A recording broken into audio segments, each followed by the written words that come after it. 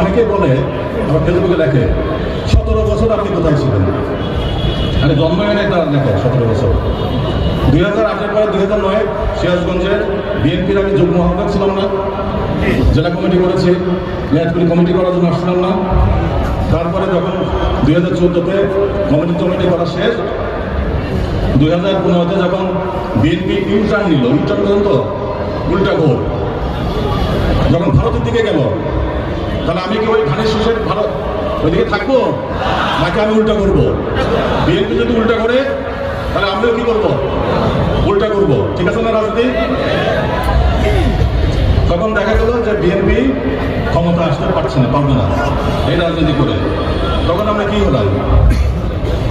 আমরা হলাম গোপনে গেলাম, গুপ্ত। নেতা বলে কি এরা সবাই গুপ্ত। জামাতে ইসলামকে বলতে দিলাম গুপ্ত হন, শিবিরও গুপ্ত হয়ে গেল।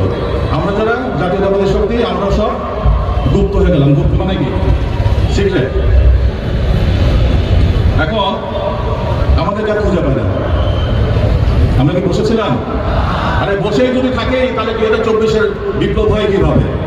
ছাত্ররা ছাত্রদের মতো কাজ করেছে, শিবিরের মতো কাজ করেছে, এবং জামাতে ইসলামের মতো কাজ করেছে। সব মিলে 2024-এ আমরা ফ্যাসিস্ট সরকারকে তাড়িয়ে দিলাম। মানে কোথায় গেল ওদের আদিনিবাস কোথায়? ভারতে, আসল জায়গায় তারা চলে গেল। এখন এদেরকে তো তাড়ালাম, তাতে লাভ হলো কি? লাভ হলো ওদের যাদের বিরুদ্ধে আপনারা কথা বলেন, চাঁদাবাজি, টেন্ডারবাজি, কি বালুকে বলে। আমরা তাদের বিরুদ্ধে কেন কথা বলি? কারণ তারা যে চাঁদাবাজি, অবৈধ ব্যবসা করে যে অর্থ উপার্জন করেছে 17 মাসে, এটা তাদের আজীবনের পুঁজি। এই পুঁজি আপনাদের বিরুদ্ধে লাগাবে। এই পুঁজি দিয়েই তারা আগামী নির্বাচন করছে।